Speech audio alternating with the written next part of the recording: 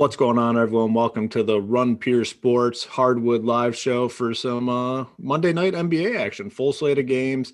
As always with these full slates, we can anticipate a lot of news. We already got a decent chunk of news, but there's going to be more to come. We talk about it on every show, and usually it holds true. Today's no different. We're waiting on a few big pieces, which will most likely dictate the entire slate and which way people go with their ownership and whatnot. Before we hop into the slate, I'm going to introduce my two boys here. Got TitleTown, got Big T. Big T, what's going on, brother?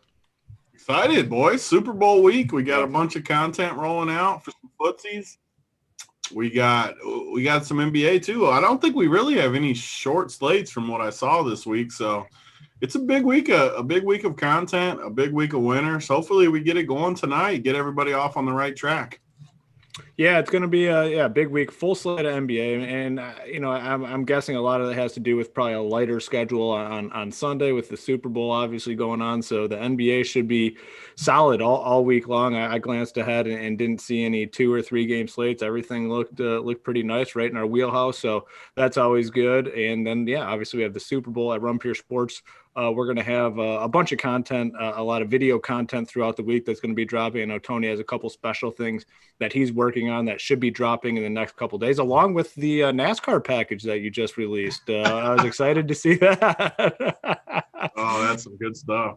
Yeah, that's the picture Tony posted on Twitter. If you haven't seen it, it's a classic. It's a joke though. We're not going to be selling a Run Pure Sports NASCAR package for anything different. Like always, all our content at Run Pure Sports, one price for everything. One price for everything on the website.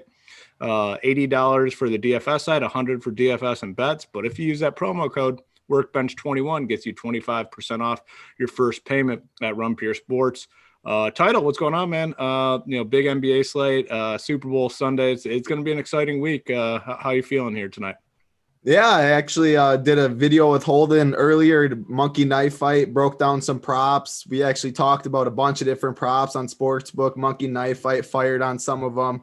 I can't wait for Sunday. If you guys have listened at all, you guys know I'm all over the Chiefs this week. So I'm very excited for this game. Mahomes, Brady. It's not going to get any better than that, but I got really excited hearing that we're not going to have any of those 2-game or 3-game NBA slates for the rest of the week because I didn't know that. I know lately there's been Tuesday, Thursdays, there's been like 2 or 3 games, which is a disappointment. So you got me real excited already, and we got a great 10-game slate today. So a lot of news, a lot to break down. We'll probably get some during the show, but always important to keep up with it even past lock like we talk about. Yeah. I mean, it's going to be a ton today. We're waiting on a few key pieces, which we'll discuss when we break down the games. Tony, have you changed sides yet? You were on the Chiefs last week. I am willing to put a lot of money. Last week I was willing to put a lot of money that you'd switch to the Bucks at some point. Have you made the switch yet? I'm always full disclosure with the people, as everyone. That's why I get offended when people say I'm like hustling them, saying whatever they say, the haters, the stuff they make up, because I'm always dead honest with the people on these shows. I'm torn, man. The last probably 15 to 20 Super Bowls I bet big on in some form. I think this literally might be the first year I just don't go that big and just watch the game. I'm torn. I think Tampa Bay for sure is the sharp side, but I don't want to bet against Mahomes. So I'm just super torn. I might find some props and dabble in some props and stuff like that, but I think it's going to be the lowest I bet on a Super Bowl. Unless things change, we're going to do a lot of shows this week. So who knows by then? Maybe Title will talk me onto the Chiefs. Maybe someone else will talk me onto Tampa Bay. I don't know. But either way, I'm looking forward to it. I mean, we can find some props. We can do different things throughout the week to find some edge in other areas. I could see the game falling 3, honestly. I don't think it's going to be a blowout either way. I mean, Tampa is going to be able to score. I seen today Kansas City center got placed on the COVID list. I know he might be back by then. I'm not saying he's going to be out, but who knows what news we get before then too? Like who knows who could? I thought for sure they were going to Jimmy rig the things this week to where no one would get even a chance. Like don't even. It's the last week. Just it's a whole different topic. But I mean, can you imagine? I'd love to see what the NFL did if Brady and Mahomes, either one, came down with COVID. There's they clearly no had a way different. they play it without him. Well, they clearly had a different strategy in terms of the testing going into this, because you see, I mean, all season long, there's barely been any big name guys that have come down with it. They clearly are not going to lose any of their top players to the COVID list, and there's no way it's going to happen for the Super Bowl. I mean, What there would is happen, no. seriously, though? Just say, in a rhetorical sense, that Brady or Mahomes came down with, what would they do? They'd push it back. I'm assuming They they'd would push it have back. to. They'd have to. Yeah. Especially in that big of a game. But there's Imagine literally Chad Henne in there at the Super Bowl Yeah, instead of I mean- because of COVID. no chance. And there's just no chance either of those guys get a positive test. Like, it's literally zero. Like, if you could bet on it, like, I'd put everything on it. Like, there's just no chance in hell they'd come down with a positive test. You can't imagine it would. Yeah, no. All right. Anything else before we hop into this big slate, boys? Well, let's get it. Yeah, right out of the gate. I mean, tons of news in this first one. Hornets, Heat, 217 total. Miami is favored by 6 in this one. But on the Hornet side, got to wait on Terry Rozier and whether or not he is in. If he's out, you have a pretty clear path to LaMelo Ball playing about 35 minutes. He played almost all the minutes in the second half of the game on Saturday when Rozier went out. If he's out, Ball becomes one of the more popular plays on the slate. Massive upside. I mean, this guy has extreme upside. He'd be probably close to lock it if Rozier is out. Gordon Hayward would also get a little boost. I mean, it's a situation we always talk about with the Hornets. We need guys out before we can play some of these guys. Well, we might be getting a big name out here, and that would boost all the dudes on the Hornet side. On the Heat side, kind of getting back, pretty much back to full strength. It's a 10-game slate. I don't have any interest in the Miami Heat. So, my exposure to this game is going to be dependent on whether or not Rozier is in or out. Tony, I know you've been on Ball quite a bit this season. Even in situations where Rozier and the other guys are in. What's your take on this Hornet side, and then anything popping on the Heat for you? Yeah, we've been pretty much dead on LaMelo. We talked about him. I don't remember what day now. One of the shows last week where we talked up his upside. He went for 35 in the Indiana game when we talked about it, and then the next game at the same price point, maybe even a little less, he showed the upside, a 58 piece. That's what we were talking about on the shows. Again, we don't victory lap everything, but that's the reason you play a guy like LaMelo Ball. He just has that upside. He can get you all the way to the workbench, as we like to say. Tonight, I mean, I like him either way. He's probably a little expensive just because they bumped him up $1,000 if Rozier plays. But I kind of think Rozier sits. I mean, the end of that game, what did he miss? The last quarter of that game or something? Second half. Last half. Second half.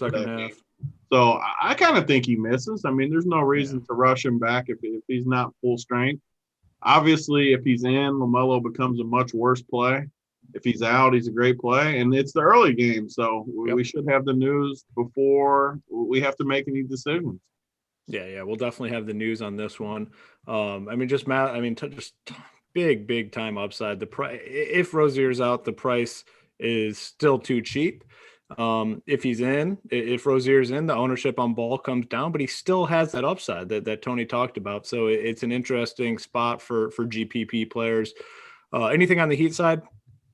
No, you said it best for the Heat. When they're at full strength, I mean, you can always play Bam. You can play Jimmy if you want. 10-game slate, though, I'm not usually going to play guys like that. They're full. The guy I want to talk to you cash people about those, Cody Zeller. Why is he popping off the page like he is? Because of 3 good games in a row? Pretty much, yeah. I mean, that's that's kind of what it takes. Been really productive. 5,200 feels heavy though to me. Yeah, I mean it is, but I mean if you're buying into the production that he's been giving lately, then it's not. I mean, the minutes are higher. Typically, he's a guy that in the past is, low 20s in terms of minutes, but he's been in the upper 20s, low 30s. He's a productive guy when he's out there. So if we think he still gets the minutes, 5.2 might be a little on the low end. I don't know. I mean, I know what you're saying though. I mean, it's Cody freaking Zeller. I mean, it's Cody Zeller. We know in the past the floor has been pretty low, but man, if he's going to play close to 30 minutes, it's hard to ignore. Title. I'm going to leave that play to you guys. Yeah. I get it. I definitely get it. Yeah, Zeller definitely feels expensive, but like you said, he's been playing 30 plus minutes a game. They're going to need his size against Bam. they need him to rebound because they play smaller. So he's always crashing the glass, getting opportunities. It's definitely not the sexiest play. You're right about that. Cody Zeller dude last game had 15 boards and 7 assists and got 37. Like, that is like a massive ceiling game for him, and he got 30, which of course 37 is amazing. Like, if he got that, everyone would take it. But 15 boards and 7 assists, Cody Zeller. I mean, he did that 2 games ago. I mean, 3 games ago. He's been productive. His last 5, he's been over a point per minute for every single game. He had foul trouble 2 games ago, which his minutes came down a little bit. But yeah, he's been good. These are the plays, I swear, like a month from now, we're going to be doing this show. He's going to be back down to like 4-2, and we're going to be like, we paid $5,500 or something. We're going to laugh at ourselves. That very well could be the case. If I told you I haven't seen it before, and it definitely has happened. We've seen Cody Zeller. Like, we've seen him. I mean, he's been around for, 8 years now? Like, we know who he is. But it's usually minutes. It's usually the minutes. I mean, he doesn't play a ton of minutes. They have him playing a lot of minutes now. If he's going to play a lot of minutes, he's a scrappy dude. He'll get rebounds. He'll get blocks. He'll get steals. And some putbacks. And, that's usually, that's enough to pay off the price tag and the amount of time he's getting. But I agree with you. Yeah, I wouldn't be shocked if in, 3 weeks we're looking back and he's, 4.2K and we're laughing at ourselves for playing him at 5.2. I get it. I definitely do. If he was like in the 4, I just think he's one of those guys that just, if he's like under like 4,800, I think he's a great play. And if he's like above 5K, I just don't think he's like there's a bunch of guys like that where they hit that number. And it just feels like you lose. I know he just had 37 and 35, 2 of the last 3, but I could be wrong. He's definitely projected good. Yeah. No. Anything else, Title, in this game? Heat guys, no, not interested in any of them, like you said. But LaMelo, I'm fine with LaMelo, even if Rozier is in. This guy's a complete stud. Big T's been on him earlier than most. But if anyone watches basketball, you can just tell this guy belongs. He's been playing grown men for a long time, and he's confident out there. He makes plays when he has the ball. Kind of like when you finally meet up with Big T on the court, your first matchup with a grown man. Exactly. It's going to be the same way, but he'll be a little Cody Zeller. I'll be LaMelo, and the job will be done. But yeah, even if he's in, like, as a GPP player, I'd rather Terry Rozier be in for sure, so I can still play LaMelo. Last game, LaMelo had like 24 FanDuel points in the first half. He checked in the game with 7 minutes in the first quarter, played a lot. He picked up his 3rd foul with 5 minutes left in the second half. So he lost about 5 minutes in his rotation there, but he came in, was playing really well. Coach recognized that, and he was on his way to 30 plus minutes easily, even before the Rozier injury. So I'm not even worried if Rozier is in. I think LaMelo is a great play, regardless. If he's out, obviously he's going to be very popular. His ownership's going to go way up, but I have a lot of interest in this kid. And this price feels too low. He was just over 7K a couple weeks ago when he went on his little run. So I like him for sure, but it's only Zeller and LaMelo in this game. Otherwise, I got no interest. Yeah, regardless, they got to find a way to get ball on the court. It looks like they're going to have to make a trade here at some point, just the way their roster is. They have too many guys that are similar with Graham, Rozier, even Hayward, like Monk. Like they got to clear some space and let Ball get the minutes. He looks like he's the real deal. All right, guys, hit that like button, hit subscribe. After this next game, we'll pick a number, and in terms of likes, if we get there, we'll give out a piece of gear. If we don't get there, no gear, no workbench play of the day. So make sure you just pound that like button, pound the subscribe bottom right corner of the screen has our RPS logo. Subscribe right under it. Click both those buttons. It helps us to continue to bring you guys the show for free. So like and subscribe goes a long way. Next game, Lakers, Hawks. We got one more guy actually in this game. So you guys like Zeller, like, why is PJ Washington not just a better play? All right. Let's. Maybe pull up. I went to the next game. Just looking straight into down a little bit. He's playing just as many minutes. He's younger. He's a better player, and he's not 700. 700 might go a long way though. The pricing, it's definitely a little higher. I'm just talking, strictly point, like just play. Like he's projected lower though. That's what I don't like. A lot of the places he's projected two or so points lower. Like I don't understand why he's not just a better play. And that the coaching staff has talked more about wanting to play him at the center, which also kind of correlates against Zeller a little bit. So it's an interesting pivot for me in tournaments. Straight up, I think he's a better play. I haven't looked at all the sites, and that, like, if I had to pick someone straight up, I'm going PJ for sure. But that 700 goes a long way on a 10-game slate. But tournament pivot definitely. Yeah, I mean, sense. 1,000 more on FanDuel too, I think. Yeah, yeah. So, and different positions, center and power forward on FanDuel. So, that right? I didn't even PJ's always been power forward on FanDuel. So that's the only thing. But I agree with you. Straight up, I would take PJ over Cody Zeller any day. Yeah, that is an interesting point. I mean, Zeller's going to be highly owned. PJ Washington will definitely be overlooked right there in the same team, same position essentially. So that does make sense as a pivot in tournaments. Next game we have the Lakers Hawks, 219 total. Lakers favored by 6 in this game, and it's going to be the same story for me with the Lakers. I mean, LeBron's going to have some ceiling games. Anthony Davis is going to have some ceiling games along the way. But when they're priced fully, which I kind of think they are tonight, I'm going to be off them unless there's an injury or something. I mean, they're coasting, and rightfully so. They know they don't need to do much in the regular season. They don't need to risk anything. I'm going to continue to be underweight or off these Lakers guys, and it's worked out for the most part this season. It's going to kind of be my approach moving forward. On the Hawks side, these Lakers games are tough because Lakers actually play pretty solid defense, and I don't have a ton of interest. I mean, I know like Trae Young, the price is down at 9.3. I think he's somewhat interesting in tournaments, but outside of that, I really won't have much exposure to this game. For me personally, it's going to be more of a catch-up game in terms of the show, and then for DFS, I'm probably going to be off of it. Title, I'm going to go to you first. Is anything standing out to you in this one? DeAndre Hunter's out. So on FanDuel, Cam Reddish and Herter, 4,600, 4,500. I expect Cam Reddish to get the start. That's fine if you need it. Anytime Hunter's out, there's a little more usage to go around. The prices are affordable. So if you land on one of them, I'm fine with it, but it's not the best plays, I don't think, on a 10-game slate. DraftKings, they did a little better with pricing for Herter. Still 4,800 for Reddish. If you need it, I'm fine with it.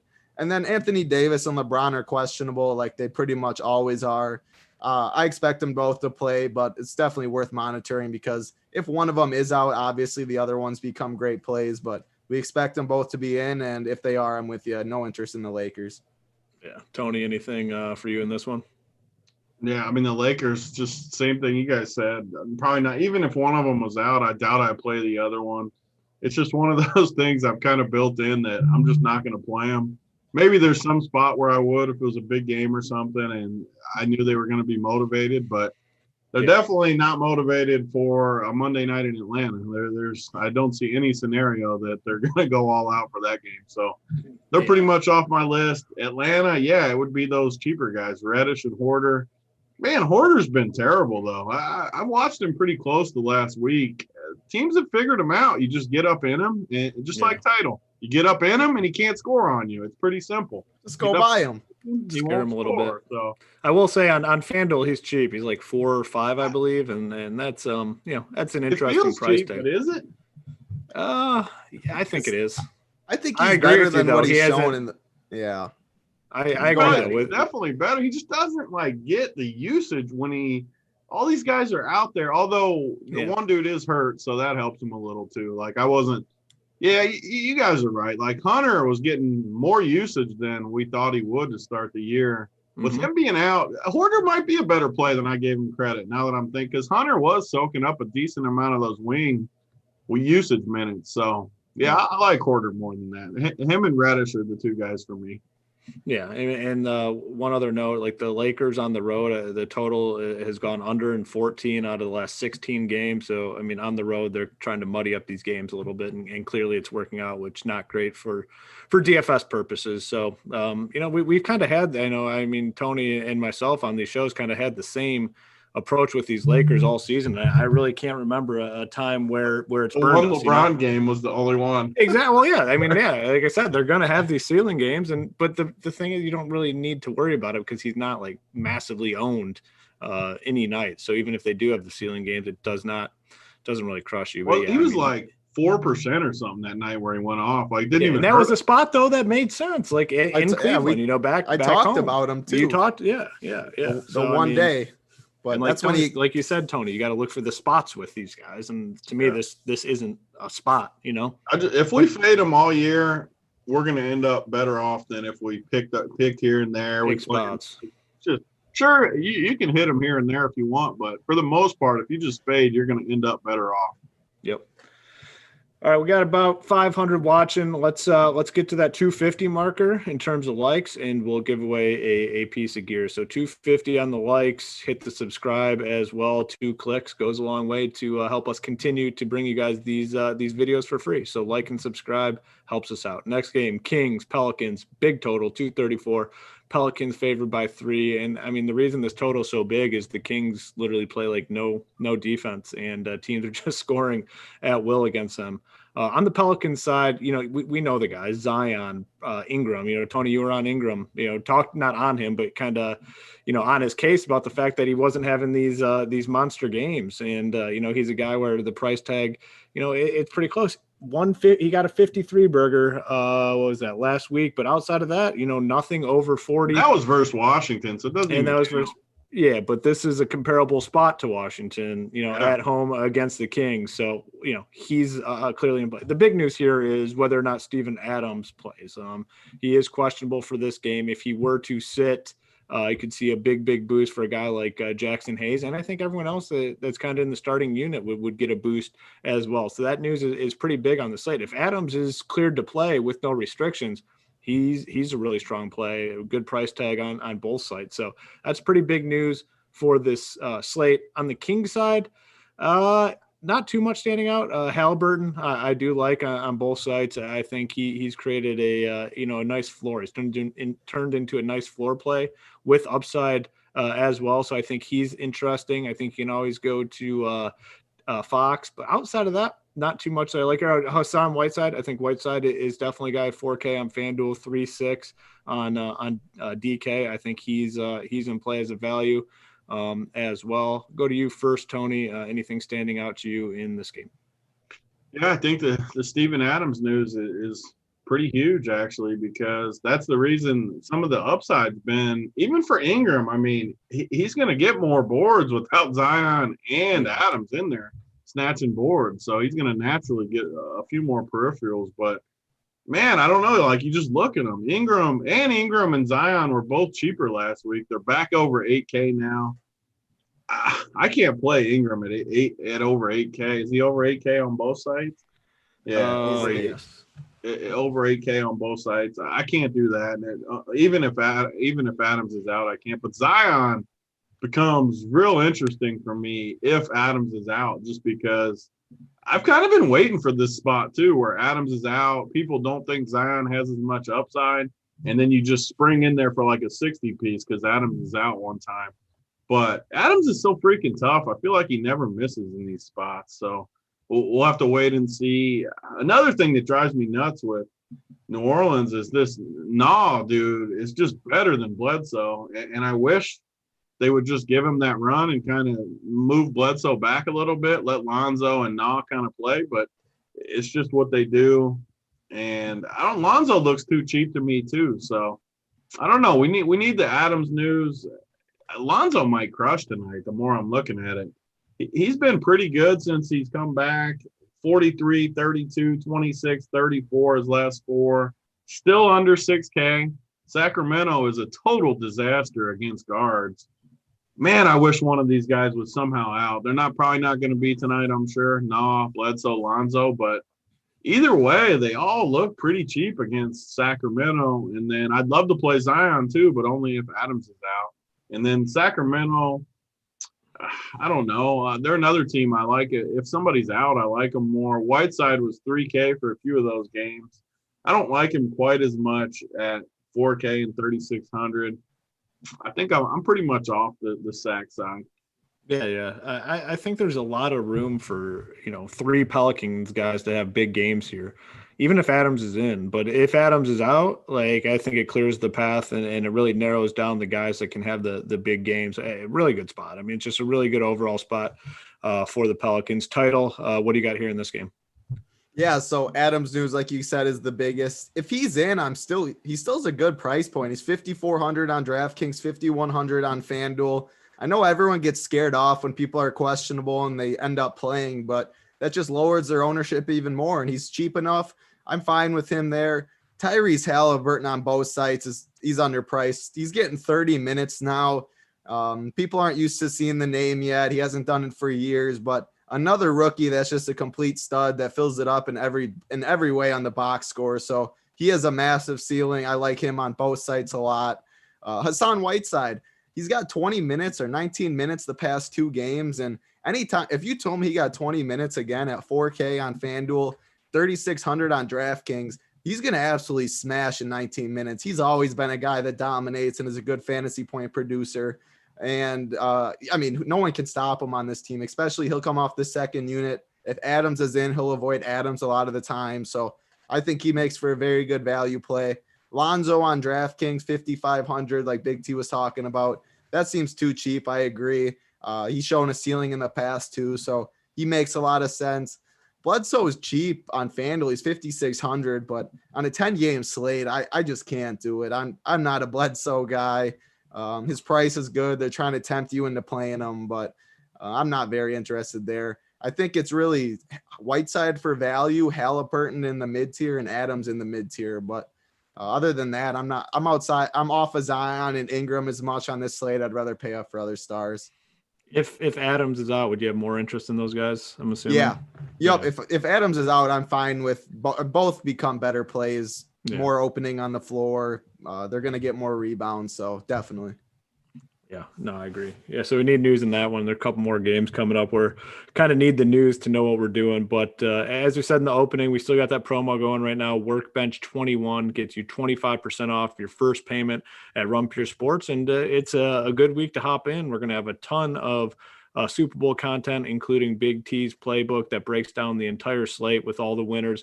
We're going to have our DFS and bet show that's going to be recorded, I believe, tomorrow or Wednesday. So that'll be up on the website.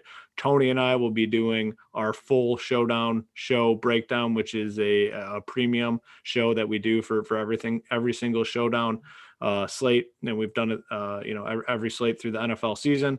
So use that promo code Workbench21 for 25% off your first payment at Run Pure Sports. Next we have the Rockets Thunder 223.5 total. Houston's favored by 5 in this one, and on the Houston side, mostly back to full strength. They kind of have all their guys, Wall, Oladipo going. Wood is back, so that's a big downgrade to a guy like Cousins, who was a free square for a couple slates in a row when they didn't really price him properly.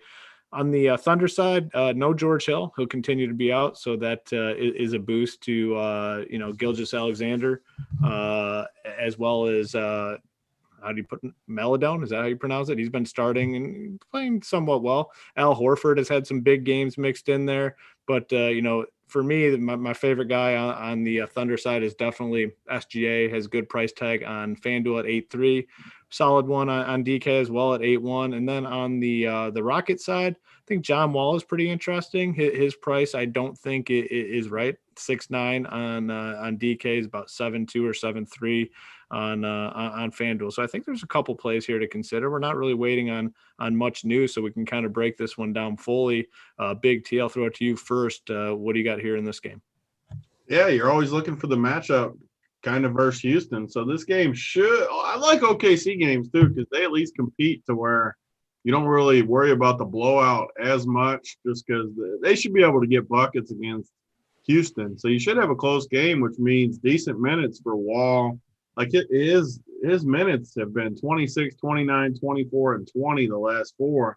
But there's been all kinds of random stuff in those games, I feel like, where foul trouble or a blowout or just different things happening where I don't think we've seen his full ceiling yet. Yeah. Should be a good spot tonight with – I do worry a little bit more than most people know about OKC because they got a lot of defenders they can throw at you where they're not going to make it super easy on them, but the matchup should be good enough. Oladipo feels overpriced to me, but you have to consider him. And, I mean, Wood, I think a lot of people are going to like Wood. Horford at least bangs in there, though. OKC is just a stubborn team where I'm going to like the Houston guys probably a little bit less than the field will. I do think they're good plays. I'm not going to like completely fade them, but I probably like them a little less than the field will. And then OKC, SGA, I like a ton. Like you said, they Houston's just going to give up points. They don't really worry me at all on that side of the ball. So like him, Baisley looks way too cheap to me. I know we've seen not a ton of upside from him, just looking at his numbers. But I feel like he's the type of guy that can pop off one of these games if he really shoots the ball good. I mean, 4 for 13, 6 for 11. He really he doesn't shoot enough. He needs to get more shots to get it going. But his price tag's cheap. I mean, 5,100 both sites. That feels cheap to me. I like him. Dort. I'm not much of a Dort guy, but he is cheap in a matchup versus Houston. So I think you can go to him too as a tournament play. Yeah, no, I agree. I mean, he's a guy that he'll play a lot of minutes, and he can really knock down threes. So I mean, I think he's a guy to always consider on DraftKings. The way he plays suits that site really well. He's got that rainbow shot too. I mean, he gets that thing way up there. It goes way up there. I don't think there's anyone else in the NBA that gets that thing that high. I mean, that thing goes to the ceiling and comes back down. Oh, it's a rainmaker for sure. Yeah, for sure. Title shot probably looks a lot like that. I bet you bring it all the way in, don't you? Title? Go straight from the hip to the ceiling. It goes through the net. That's all I know. I don't know how it does it, but it goes through the net. But talking about Dort, I mean, his price came down. He's playing over 30 minutes a game. Everyone's if you're a game log watcher, then you're not gonna play him because his game log looks gross for sure. But that's a value play. He plays over 30 minutes, and he's a good basketball player. Like he's fine. He does stuff when he's out there. So he's a good value play. I like your Baisley call, Big T. On both sides, he feels underpriced, and this guy has ceiling. He's shown ceiling in the past. Again, recently he hasn't done too much, but a great matchup against Houston. 5,100 for Baisley seems way too cheap on DraftKings. Same on FanDuel. So I like him a lot. SGA on both sites is good. That's about as much interest I have on OKC. On Houston, I really only have interest in John Wall on both sides. 7,200 on FanDuel, 6,900 on DraftKings. Feels too cheap for someone with his caliber, his talents, and his minutes. I mean, I think they're eventually going to play on more than 30 minutes. I was watching the Portland game, and he had I want to say it was 16 first half minutes or 17 first half minutes. And then he just didn't come back in until really late in the game. So yeah. I don't really know why that was. Maybe they still are monitoring him a lot, but even 30 minutes at 6,900, I think he can explode in this matchup. He's shooting a lot. He's a lot more happy with Harden gone. So I like him. And then if you want a tournament play that's going to come in lower owned, Christian Wood, he's 8,900 on DraftKings. Feels like a little expensive, but Christian Wood is another guy with massive ceiling, massive upside. When he gets hot, he'll keep shooting. And Horford's a little tough a matchup, but I think he can expand the court on him, shoot threes if he gets hot, get some rebounds, blocks, steals, and all that. So tournament play only for me, though. My biggest issue with Wood, too, is Boogie. I just feel like he's going to steal too many minutes from him. I'm not saying he can't get there because I love Wood. He can easily get there, but man, it's tougher when he doesn't have a minutes cap anymore. Boogie's for sure going to play 20 minutes. I mean, in that range. So it only limits you to low 30s tops for Wood. I still like him. It just feels like he's a little overpriced. If Boogie was out, he'd be like a lock button for me tonight, Wood. But it's just, I don't know. I worry about how many minutes Boogie's going to play. Because Boogie's look good, honestly. I was wrong about Boogie. He's looked decent when he's in there. Yeah, no, I do agree with you. I mean, there's always that risk looming with Wood if Cousins get super hot, and obviously he could kind of dig into those minutes. The other thing loves Wood. The chat said, "Did I say that?" I love Wood. Yeah, something similar. The thing with you mentioned about Wall's minutes, yeah, it's kind of weird because starting out the season, they tossed him right in there, and he's playing 36, 37 minutes, and then he kind of has that injury for a few games and comes back, and they've really kept him under the 30 minutes. Have to imagine, he gets playing more eventually. I just feel like this is like a floor price for him. I think, 3 weeks from now, we're going to be paying probably like close to $8K for this guy. So if you can get on him at the right time, I think there's a big edge, and I kind of feel like that time could potentially be now. So I think he's a really good tournament play with a lot of upside. Next game, got the Knicks, got the Bulls, 218.5 total. Bulls are favored by 3.5 in this one. And, the Knicks are a team that we've been playing a little bit. Their minutes are very safe, very stable. These guys are really strong plays on smaller slates where you're looking for the minutes, you're looking for the stability. On bigger slates, I typically don't play them. Randall, I think, is always in play because he's the one guy that has the big play upside. But they have guys that are knocking on the doorsteps that, taking bigger roles with Quigley and, even Burks and Austin Rivers. There's just a lot of guys that can start carving into those minutes. So I'll be off the Knicks for the most part tonight. On the Bulls side, their team now, they have a lot of contributors. You're looking Thaddeus Young coming off, like, did he have was it a triple-double? Or if not a triple-double, it was very close. Was it a triple-double? He only had 8 points, but otherwise he had 11 and 11, so it was close. They have a lot of guys now. They have a lot of dudes that are contributing. Zach LaVine is a guy going into the season. I thought he'd have a big DFS year. I still do, but they have a lot of guys, like I said, that are kind of in there doing stuff. So it's kind of holding them back a little bit from a fantasy perspective. So this is, not the greatest game for me. We have some good games. We have some really good games coming up. We have some games that could get better based on the injury news. This is a game where I'm not seeing many plays. I'll go to you first, Title. Does anything stand out to you in this game? DraftKings, they priced all the guys up, so I have no interest on DK. On FanDuel, Otto Porter's price came down. He's 4,500 now. He's only playing like 23, 24 minutes, so it's not the best play. But for 4,500, he shoots the ball when he's out there, gets some rebounds, so he can get you 5X, more of a cash play than a tournament play. And then Thaddeus Young, still 5,100 on FanDuel, where he's 5,700 on DraftKings. Again, this might be a Zeller. Like, why are we paying 5,100 for Thad Young? But 16, 9 and 9 2 games ago, 8, 11 and 11 last game. He's playing 28 to 30 minutes. He's been producing. He's been really, really good. So I'm curious to hear what Big T says. I'm not touching 5,700 on DraftKings, but 5,100 is a little more appealing, and he's been crushing that price tag. He's shown a ceiling recently. So I don't know. I'll answer that question for you. Big T is not clicking Thaddeus Young's name. Is this because he's been Thaddeus Young for the last 10 years that we're all used to, or it's a new Thaddeus? When Big T declares he is not a fan of a guy, he is way too stubborn to backtrack. Big T, I can tell you, it will not ever click Thaddeus Young's name. Big T has been making fun of Hoop for the last 4 freaking years, 5 years. For probably ever since I've known Big T, he's made fun of me for playing Thaddeus Young. He has way too much pride to click that Thaddeus Young name. Thaddeus Young has made me some year at the cheap tag. He's not cheap anymore, though. I compare him kind of to Zeller, where I just can't pay 5,700 for this dude. What about 5,100 on FanDuel? 5,700, I agree. 5K for Thad Young, like he's. I can't click that button. He had a big game though. Maybe he'll have another big game. 39 and 44 the past 2, almost 2 triple doubles. Not enough for Big T. I'll take a 40. Is he going to get a 40 piece again? I'll play him if he's going to get us a 40 piece. I don't. Whew, man. Anything else, Title? Or are we good to move? No, only that. And DraftKings, I wouldn't play anyone. It's just those Porter and Thad Young that you can make a case on FanDuel. Otherwise, it's an easy catch-up game. Yeah, Tony. How does Title always? The chat says Title always gets talked over. When do you get talked over, Title? We don't talk over Title.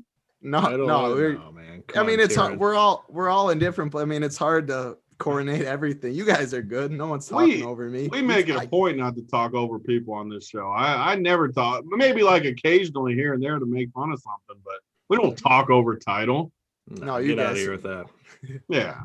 This is a fun show. No one's. What do you say? Title? What title? Exactly. Knew that was coming. Well, hang on.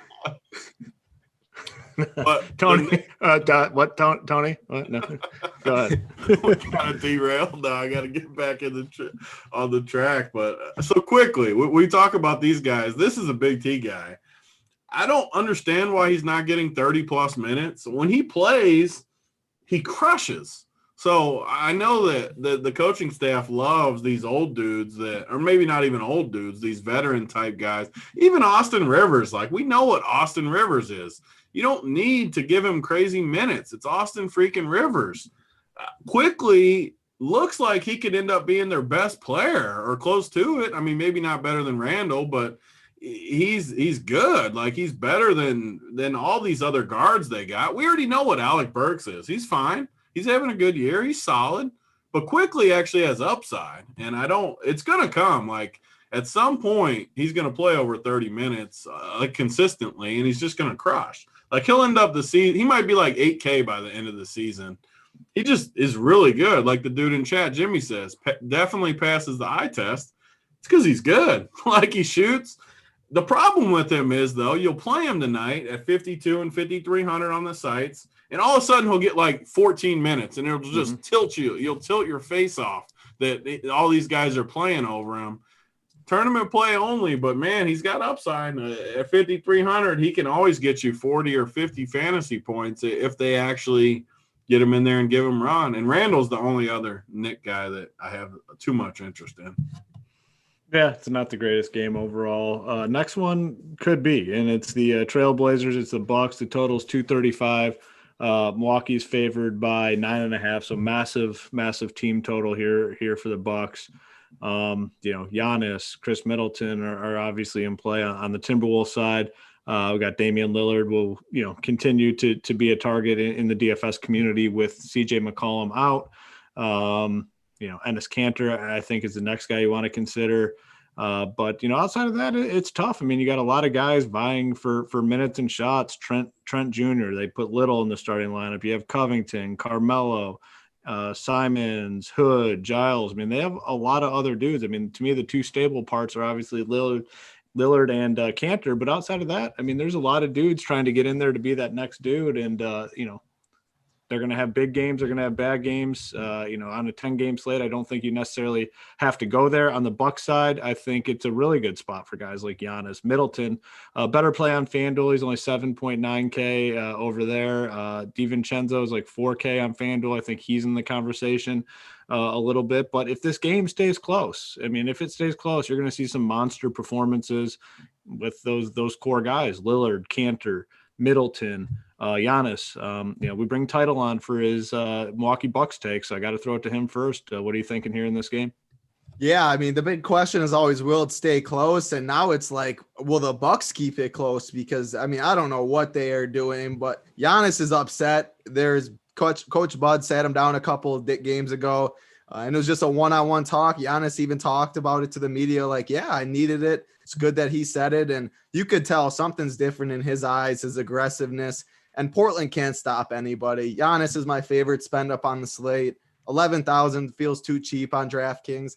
11.6 on FanDuel. That you're paying a little hefty price tag for that. I expect his ownership to be down a little bit, but I love Giannis. How do you not? 120, or I shouldn't say how do you not? I know how you don't, but 122-point total, highest team total on the slate. Absolutely smash spot today. Kanter makes some sense on DraftKings at 7,200 too. I don't think Brook can really guard him. He's going to try. It's going to be two big guys down there battling in the post. They don't show a lot of help to big guys down low. They think Brook can do it himself. So I could see Kanter having a big day. They are priced better on FanDuel than they are on DraftKings outside of Giannis, though. DiVincenzo is only 4,000. He's a good player. He's 4,000 for a guy that's playing about 30 minutes a game as starter. So I like that price. Brook Lopez is 5,100. I'm not going to do it on this slate because there's so many other options at center, but his price is affordable. And then Middleton, like you said, 7,900. I think Portland can't defend anyone, as we've seen all year. I think multiple Bucks can get there. And then running it back, you can run it back with Dame. He's only 10K on FanDuel. He's 10.7 on DraftKings, which is a little more expensive. But if this game stays close, it's going to be because of Dame. And I think Dame can absolutely smash because the Bucks haven't been able to stop anyone recently. So definitely one of the best games at Target. I don't see a lot of defense being played. Yeah, I know in tournaments, it's always good to, try to correlate. And then, Tony's had a ton of success in GPPs. And, this is a spot to me where, especially in tournaments, if I'm going to play Giannis, I want to find a way to play one of these Trailblazers guys because the correlation is clearly there. I mean, if this game stays close, I think it's very easy to pinpoint which pieces kind of, are the ones that make it close and kind of go off and, the parts you might need to win GPP. So, Tony, are you on these studs here? Do you agree with that correlation take? Break this one down for us. So I'm kind of known for the Giannis banter over the last couple of years, but man, DFS wise, I said it last week and I'm going to say it again today. I don't think people have realized that they bumped his minutes yet. He's played close to 40 the last 5 games, and I don't think people have realized it. He's still projected for low 30s minutes everywhere. He's playing high 30s minutes. If this game stays close, he's going to play 40 minutes again, and he's going to smash. He's going to get you 65, 70 fantasy points.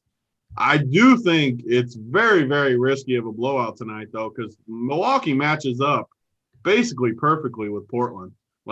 Everything they're good at, Portland sucks at, and vice versa. They can put Drew on Dame, Dame is the man, but when he goes to sleep, he has nightmares of Drew Holiday from that playoff series a few years ago. Drew just sunned him. I mean, just absolutely owned him. I have a hard time with it staying close. I wish you guys could tell me that this game would stay close because I would love to play Giannis and I would love to play a run back, just like you guys said. If I can talk myself into it staying close, Giannis is clearly the best play on the slate. I mean, it is only, it's 9.5. I mean, that's not a huge number. I mean, I get what you're saying with the matchups and stuff, but according to Vegas, 9.5 big, but it's not massive. I just think I think they're going to win by 30 is my problem. And I never pick Milwaukee. They just match up perfect with them. They match up so good. Yeah. They just lost to Charlotte, and now I'm talking over you, but they lost to Charlotte and the Pelicans the last 2 games, and they weren't only Pelicans, they were down 25. Charlotte, they couldn't. They got hot, but their defense, something just doesn't look right with the Bucks, and that's why I think their minutes are playing because they need Giannis to even keep it close and build some chemistry. So. Yeah, blowout's always a concern. Maybe the Bucks get hot today, but they haven't shown any signs of blowing anyone out recently. The case to play just Giannis, though, and not a run back is if it stays close, he's going to totally smash. If it doesn't stay close, he's still going to get you 55 points or something where that's not going to hurt you. You're fine. Even if he gets 50, you're fine in there. So there's definitely a case to just play Giannis and go with it. The guys, I love doing the show with you two because I can talk about these cash plays. Dante freaking DiVincenzo pops off the page every single game in cash. He's always projected good. He's always in people's cash games, and he never, ever gets there. So explain to me, boys, from the cash side, why he's a good play again. Well, it's the, the position, I guess, shooting guard. And I don't think he's necessarily a building block. He's a guy that – you're just kind of plugging in as maybe a last guy in or a second to last guy in that gets you everything else. And, it seems like the slates title can attest to this as well, but it seems like the slates he's been on, shooting guard has been pretty weak overall. And tonight's kind of the same thing. Especially on FanDuel where you have to play 2 shooting guards. There's not many shooting guards that stick off the page as solid play. So, I think that's plays a big factor tonight and has played a big factor in the past. He just seems like he's on these slates where shooting guard kind of stinks. Title? Shooting guard all year. They've priced Bradley Beal up all year. Yeah. Booker's had CP. Shooting guard's but definitely the worst position of the year, it seems, almost every game. And, this is just the nut spot with Dante today. They have the highest team total. He starts. If there's a game for him to flourish, it's going to be up and down. Maybe it gets some steals and stuff. He shoots the ball. Giannis is looking for him. Middleton's looking for him. But I agree. It's not a GPP play. You don't expect him. He doesn't have the upside. Quickly, obviously, is way more expensive now. But a guy like that, where he can go for 40. Dante is just, if he gets you 20, you're fine because it's all we talk about. It's always what they get you. And he's 4,000. That's 500 off a min price with the highest total as a starter. So I think that's why he's grading out well. Yeah, I mean that's mostly what it is. I mean, it's been the position, it's been the slates he's on. But I agree with you. It's not like he's been doing anything spectacular. So yeah, in tournaments, yeah, definitely. I think it's a guy to be off of if the ownership is coming in kind of high. Before we move on to the next game, guys, make sure you hit the like, hit the subscribe. We're a little bit short of the 250. That gets you the swag and the workbench play of the day. So make sure you hit the like button, hit the subscribe. Also, wanted to talk about the partnership that we have with Monkey Knife Fight. Basically, if you go to Monkey Knife Fight, you use promo code RUNPURE, you get $50 off your first, or you get a $50 deposit match on your first deposit at Monkey Knife Fight. We have a Discord channel devoted to all the plays that our team feels are winners, and people are posting in there all throughout the day. So head on over to Monkey Knife Fight and type in Run Pure at checkout. You get a $50 match on your deposit. Kind of was peeking through before we hopped on the show, and I like a play here, and it actually correlates to the next game, the Cavs and the Timberwolves. It's two guys that are questionable to play, but if they both play, I really, really like this play. Andre Drummond, they have him sitting right now at 44.5 fantasy points. No Larry Nance, and he smashed the Timberwolves last night. So if he plays, I really like the over on him. And then the guy that he's paired up with on this particular play is D'Angelo Russell. He's sitting at 36.5. He's questionable to play. Even if he does play, man, like he has for being a stud or superstar in this league, I don't know, how people classify him. He does have a really low floor. So I like the under on him. Just a lot of times uninterested, doesn't give a full effort. You can see it. So the over on that Drummond at 44.5. The under on D'Angelo Russell at 36.5. Both guys are questionable, and that kind of leads us right into this next game. The Timberwolves Cavs just played it out last night. The total's 219. Cleveland's favored by 4. No Larry Nance Jr. on the Cavs side. Andre Drummond is also questionable. If he were to sit, we'd see guys like Allen get a big boost, JaVale McGee get a big boost. I think he plays. Drummond does. They actually were just talking. I watched the game last night. They were just talking about he's only missed like 16 games total in the last 600 games. So he sucks at basketball, but he'll go out there and play. There's no doubt about that. So if he's in, really strong play. But with Nance out, Chetty Osman, I think it's a big boost. You can look to guys like Sexton, better play on FanDuel, I think. Garland, also better play on FanDuel.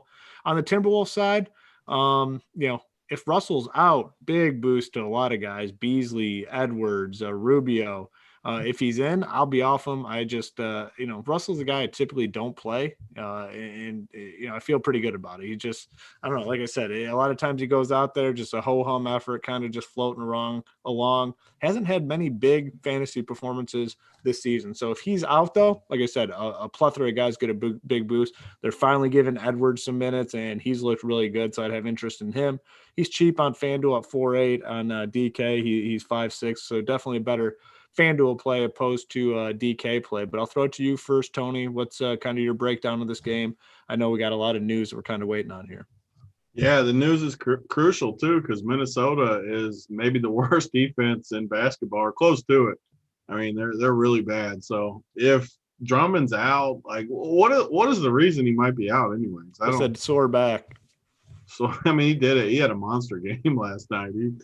He totally crushed. But hopefully he sits. I mean, if he sits, I think Jared Allen and even JaVale McGee's 3,100 on TK have to have a bunch of interest in those guys. I mean, Jared Allen will totally smash Minnesota if he gets starters running there. So I like him a ton. I like all of Cleveland. We just got to wait for the news. Garland is too cheap. Sexton's due for a big game too. If Drummond's out, I think this whole team opens up. If he's in, man, I have a hard time. I have a hard time with the team. So it's big news what he does. And then Minnesota. So we just talked about shooting guard. It just shows how me and Hoop's mind work different with tournaments and cash games. Like D'Angelo Russell feels cheap to me at 7,100 at shooting guard, where shooting guard sucks. So if he gets me 50 somehow, which I hate D'Lo too as a player. Man. Like I don't like him as a player at all, for sure. But I at least know that he has upside. Like if he gets it going, he can at least get me 45, 50 fantasy points, which at shooting guard, just breaks it open. And that's why I played Beal a bunch this year too, because if you get a ton of points from shooting guard when other people are punting and getting 14s and 16s, and you just have so much leverage on the field. It is hard with D'Lo though, because I freaking hate D'Lo. I hate his game. I hate all the ISO guys that just. I mean, even like I like Kyrie's even better with the ISO, but D'Lo is just a painful ISO player. Don't love him, but I do like that he's a shooting guard. And that's really it from Minnesota, unless we get some news. I don't. None of these prices stick out to me. Beasley's looked good at time. I mean, what did Beasley go for yesterday? Only 32, and it felt like he played great. Like it, yeah, he did look really good. I had that same opinion. I really thought that was the case too. That's scary though when someone plays great and then you look and he's still only like where he needs to be. It makes me think that you're in trouble a little bit depending on what happens. But the news in this game, it's an 8:00 game, so hopefully we get news a little bit early in the evening. Yeah, and this game, it's only 30 minutes after lock, so, before lock we should have, which is nice, actually. Look at this slate. I mean, all the games but one are within an hour of slate locking, so we should have a majority of the news, which is nice, and, we can make adjustments and, make the pivots that we need. Title, a quick breakdown of this one, but like I said, a lot of it is contingent on the news that breaks here. Anthony Edwards jumped in the starting lineup yesterday, and he really is hurting D'Angelo Russell. I played Russell yesterday, but Edwards is just a really aggressive, good player that is going to take a lot of the ball out of Beasley's hands, D. Russ's hands. So the only guy I have interest in on the Timberwolves actually is Anthony Edwards, and that's really only on FanDuel because he's only 4,800. Yeah. So this is where like GPP and cash. I know 800 is a lot to get to from Dante to Edwards, but I'm finding that 800 no matter what in tournaments and playing Edwards. Obviously in cash, maybe you need that 800 for Dante, and Edwards is more volatile and stuff like that. But Edwards is a stud. I like his price tag on FanDuel a lot. He's 5,600 on DraftKings, so that's a little more pricey. Drummond, big news. If he plays, though, he's underpriced on both sides, like you said. I think he dominates this matchup again. Jetty Osman, he's very cheap on both sides. His price came down. Now Nance is out, so I expect his minutes to go up. And same with Taurean Prince on DraftKings. He's only 4,400. He'll get a big boost with Nance out as well. So it's mainly the Cleveland guys, and then Anthony Edwards on FanDuel I like a lot. Yeah, just to circle back on some news, Anthony Davis, LeBron James, both in. Surprisingly, they've been listed questionable every single game, and LeBron James has yet to miss a game. But despite that, they continue to list him questionable every single game. And then it sounds like Rozier is going to be out. There's some comments that Braga made where basically Rozier has to be close to 100% to play. And then he did the thing where, if he's out, LaMelo is going to start. So I think it's safe to assume at this point that Rozier is going to be out and LaMelo will start. He'll be one of the more popular plays on the slate. Next game, we have the Suns. We have the Mavericks, 217.5 total. Dallas favored by 2.5 in this game.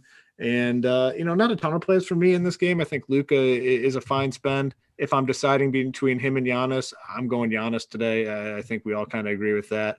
Porzingis has a nice price tag on FanDuel at $7K, but I'm done messing around with these other Mavericks guys. Like, to me, it's Luka or Porzingis. I don't really want to play any of these other dudes. Like, none of them ever get there. So I'm done with those guys. Luka, Porzingis. On the Phoenix side, a little interest in Chris Paul on FanDuel. But not too much. It's Luka in this game. It's Porzingis, but I honestly won't have a ton of exposure because, like I said, if I'm spending, I want Giannis over Luka today. Title, I believe you're probably in agreement on that one. Yep, I'm definitely in agreement. It's Giannis over Luka for me today too. And Porzingis on FanDuel, his price, like you said, is affordable, so I'm fine with him. I know the value is all. I mean, Josh Richardson's 3,800 on FanDuel, 4,000 on DraftKings. Finney Smith's 3,900. Cam Johnson's 4,400. Those are like the same group of guys that never really. Yeah, they're the same dudes that always get like 15 fantasy points. Yep, never really get there too much. If you need a punt, know what you're in for. The floor is very low, but Richardson played 35 minutes last game and did absolutely nothing with those minutes. Cash only is the last piece if it gets you what you want. It's not a tournament play that you're taking to the workbench for sure. You might not even get a peck outside the movies. You might be going home by yourself. But that's about it for this game. Oh, put your hand on their knee at the movies. Like, if you get lucky, if you get 35 minutes, maybe. Any workbench material in this game, Tony? I mean, Josh Richardson, it's like the Spider-Man gif with DiVincenzo. I mean, they're both each other. Like 38 and 4K, just, oh, man. Woo, last piece in. I mean, you could – if I had the perfect team, even as a tournament player, like if I had the perfect team and I had to play them, like I guess I'd be okay. I still – like I don't have the whole shooting guard list up in front of me, but I still would rather just – fire on some scrub as a tournament guy that, I mean, I have no idea the example because I don't have it up in front of me, but some like guy that has a 5 for a floor, but could somehow get blowout run or something. I just, man, I hate playing guys that I feel like I have no upside, but last piece on a perfect team, I could do it. I see why cash wise. I mean, because even if he gets you 15 cash wise, you're fine at 3,800 to get these dudes in. It's just, man, don't look at the game logs if you play them because it's rough. And another guy that has sucked in a different way is Porzingis. He has been terrible. Like, I don't know if he's hurt again or banged up or what the deal is, but he's looked bad. I agree. It's just Luka, and on this slate, how can you play Luka over some of the other top guys like Giannis? So I think I'm off of this game. I mean, I look at the Phoenix side. The center position has been beating up Dallas because they don't really have anybody to mess with it. So you can definitely go to Ayton as a sneaky play. Like, I don't think anyone is going to play Ayton. So you can definitely put him in. But for the most part, this game to me is a fade, especially with Booker. We think he's going to be back, right? Sounds like it. Yeah, it sounds like he'll be back. I mean, it makes it easy to really be off those guys. Don't need to consider, the 17 fantasy points from Cam Johnson or the 15. Those guys tilted me last week. All week. It was all week long. Oh, and they were so bad. It felt like they played every slate. Were they on every slate? Did they play 7 games last week? It felt like it. And every night I was just in pain. And then everyone in the chat talking about their usage, all the stats I hate where they're like, Cam Johnson has a 73.4 usage rate in the fourth quarter. And, oh, God, they sucked. I mean, Drummond and Nance are out. Ooh, all right. Let's hit these next 2 games real quick and then cycle back and hit that one because that's pretty big news. All right, Grizzlies, Spurs. This game was just played a few nights ago. The Grizzlies beat their ass, and the Spurs guys all sucked and played like 18 minutes. Obviously, I think this game is a little bit closer here. But man, with the Spurs, I similar to the Lakers. Like, I need an injury before I'm playing these guys. However, the prices are a little lower. Like DeMar DeRozan, 7K, 7.1K. DeJounte Murray, 6'6", 6'9". So the prices are starting to come down a little bit. Full slate, I mean, maybe last pieces in.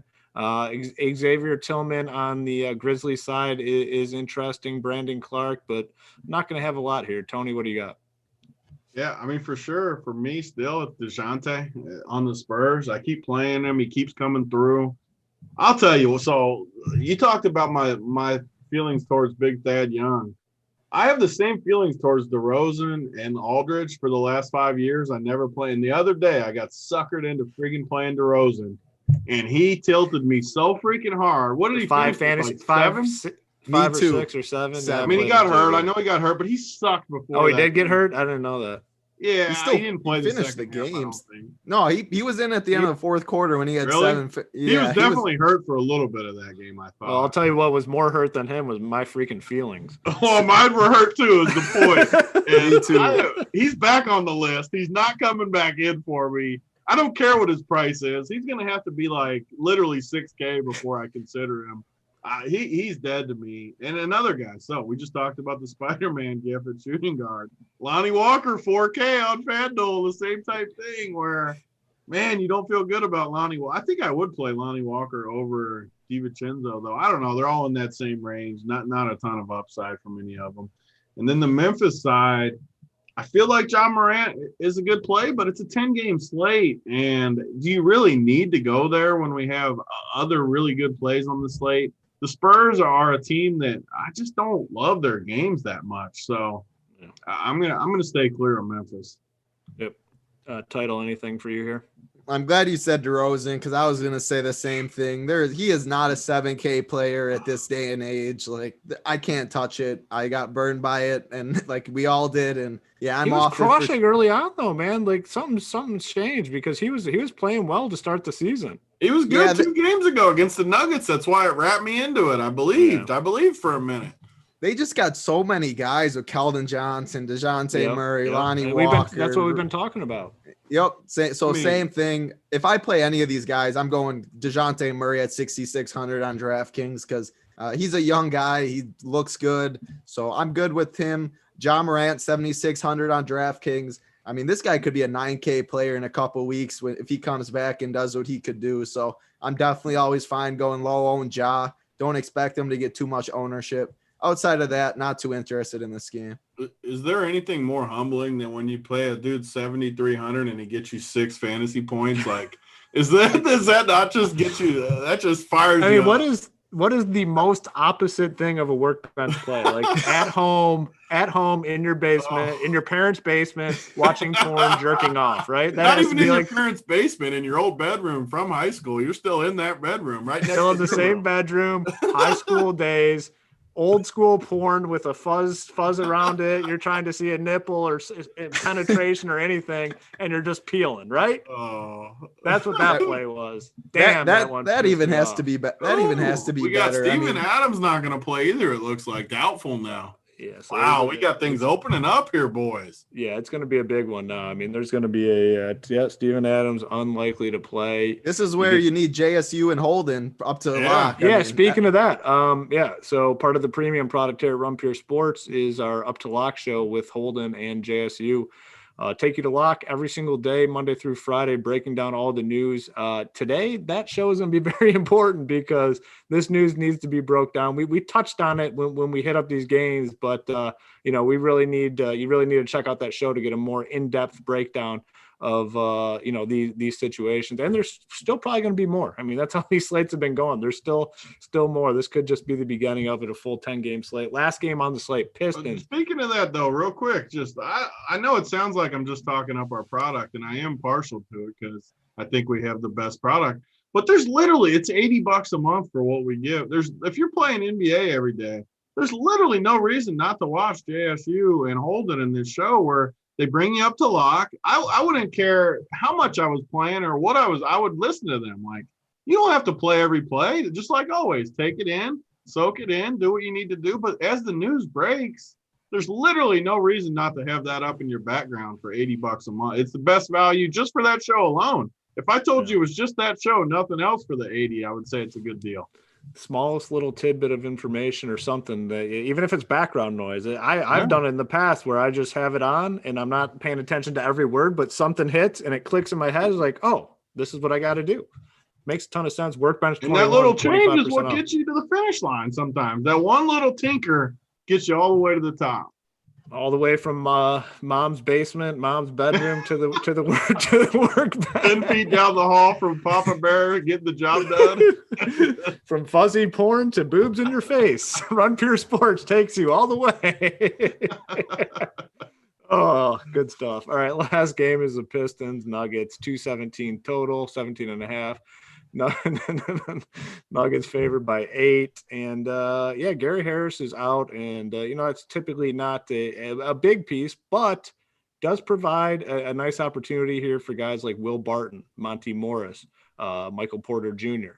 Those are the guys I'm going to be focused on in this game. I think they're all very interesting plays, maybe to a little bit of a less degree now that we have this news with Steven Adams and Andre Drummond. I mean, these guys get a little bit weaker, but I think they're all still in play. Those are guys I'm going to be focusing on in this game. I'm going to continue my ban on Pistons players. It's worked out so far this season. I'm going to, keep it going tonight. But like I said, Morris, Barton, and MPJ are the guys I'm focused on. Not a Jokic night. I know a lot of times we've been on the show, it's been a Jokic night. We felt great about him. Once again, if I'm spending, I'm going to be spending on Giannis tonight. So it's going to be those mid-tier guys that should get a little bit of a boost with Harris out. Tony, I throw it to you. This is your squad. What do you got here?